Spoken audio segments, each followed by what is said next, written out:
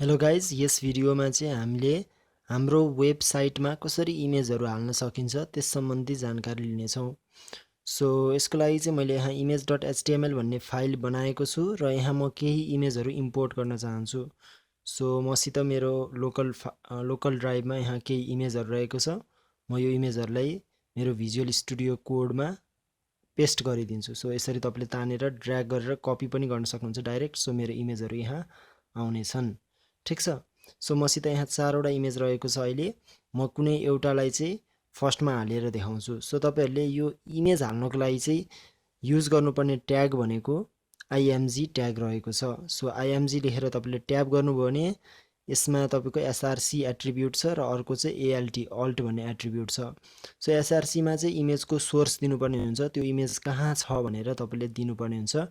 र अहिलेको केसमा हाम्रो यो image.html भएकै फाइलमा हाम्रो इमेज भएको कारणले हामीले इमेजको नाम मात्र लेखिदिए पुग्छ।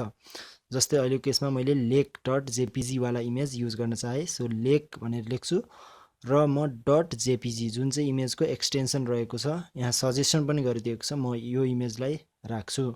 र यो अल्ट ट्याग चाहिँ अल्टरनेटिभ रहेको छ, तपाईले यसलाई यत्तिकै छोड्न पनि सक्नुहुन्छ। म सेभ गर्छु अहिलेको लागि र यसलाई ब्राउजरमा खोल्छु। सो तपाईहरुले यहाँ देख्न सक्नुहुन्छ।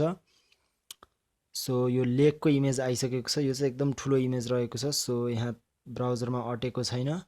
सो हामीले यसलाई एडजस्ट गर्न सक्छौं। सो मैले एकछिनमा एडजस्ट गर्नेछु। र यो अल्ट ट्याग भित्र चाहिँ हामीले हाम्रो इमेजको लागि अल्टरनेटिभ टेक्स्ट राख्न सक्छौं। जस्तै हाम्रो अहिले लेकको इमेज छ, हामीले लेक इमेज भनेर हाल्न सक्छौं। ठीक छ। यो भ्यालु राख्नाले चाहिँ के हुन्छ भन्दाखेरि यदि हाम्रो इमेज कारणवश हैन हाम्रो वेबसाइटमा लोड हुन सकेन, जस्तै नेटको प्रब्लमले होस् हैन, इमेजहरु लोड हुन सकेन भने हाम्रो यो टेक्स्ट आउने हुन्छ।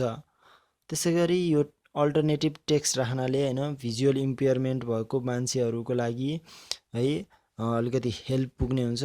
सो वेबसाइट बनाउँदा सबैलाई ध्यान दिएर बनाउनु पर्ने हुन्छ। त्यसैले यो अल्टलाई युज गर्दा फेरि एकदम राम्रो हो है।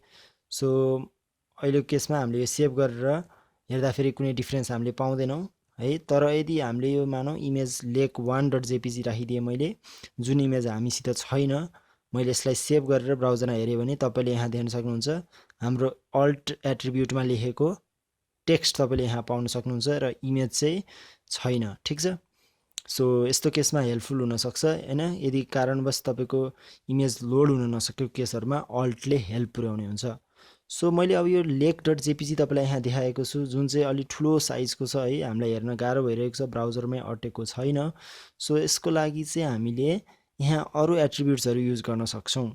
जस्तै यसको हामीले विड्थ र हाइट सेट गर्न सक्छौं। Okay, so width equals to मैले अहिलेको लागि 300 हालिदिन्छु र हाइट इक्वल्स टु तपाईहरुले सेट गर्न सक्नुहुन्छ। हाइट पनि 300 राखिदिन्छु म चाहिँ। सो एउटा स्क्वायर इमेज बन्ने छ। सेभ गरौँ र हेरौँ, यहाँ हेर्न सक्नुहुन्छ स्क्वायर टाइपको एउटा इमेज हाम्रो यो आएको छ। ठीक छ। सो यसरी तपाईले यसको विड्थ हैन कति चौडाइ र हाइट कति हैन यसको उचाइ वा लम्बाइ राखिदिने हो, त्यो तपाईले यसरी इमेजको एट्रिब्युटबाट सेट गर्न सक्नुहुन्छ। त्यसैगरी हामी अब अर्को इमेज पनि एड गरौँ है। सो img ट्याग युज गर्नुस्, src मा सोर्स हालिदिनुस्, त्यो इमेज कहाँ रहेको छ। जस्तै हामी mountain.jpg युज गरौँ, mountain.jpg। ठीक छ। त्यसैगरी अल्टरनेटिभ टेक्स्ट तपाईले हाल्न सक्नुहुन्छ। माउन्टेन इमेज हालिदिए मैले र यसलाई पनि हामी विड्थ र हाइट दिउँ। ओके, सो विड्थ मैले 300 नै हालिदिए र हाइट पनि हालिदिन्छु म 300। सो यो पनि एउटा स्क्वायर इमेज बन्छ र म यसो हेर्छु। सो तपाईले यहाँ हेर्न सक्नुहुन्छ साइडमै आएको छ एउटा माउन्टेनको इमेज। र यो किन साइडमा आयो र न्यू लाइनमा गएन त?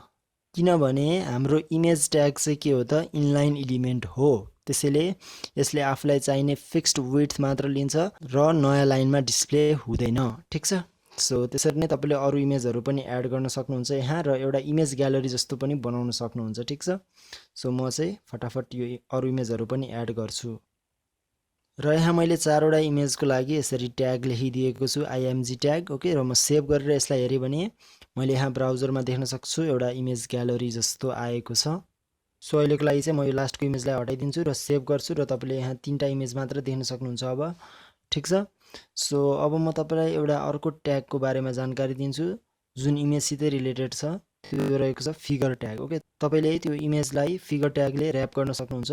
सो मैले यो इमेजलाई फिगर ट्याग भित्र हालिदिएको छु र यसरी हाल्नाले के हुन्छ भन्दाखेरि तपाईको जुन इमेज ट्याग अघि इनलाइन एलिमेन्ट थियो अब यसले ब्लक एलिमेन्टको रूपमा एक्ट गर्छ। सो म यसलाई सेभ गरेर यसरी देखाएँ भने तपाईले हेर्न सक्नुहुन्छ यो नयाँ लाइनमा आइसकेको छ यो अर्को इमेज। र तपाईले फिगर हालिसक्नु भएपछि तपाईले अर्को ट्याग युज गर्न सक्नुहुन्छ जुन रहेको छ फिग क्याप्सन भन्ने ट्याग, ठीक छ। सो यो ट्यागमा चाहिँ तपाईले फिगरको क्याप्सन लेख्न सक्नुहुनेछ। जस्तै अहिलेको लागि मैले नेचर फिगर भनेर हालिदिएँ। ओके, सो यो क्याप्सन तपाईले अब यहाँ तल देख्न सक्नुहुन्छ फिगरको तल नेचर फिगर भनेर। सो यसरी तपाईले इमेज ट्यागमा विभिन्न कामहरू गर्न सक्नुहुन्छ।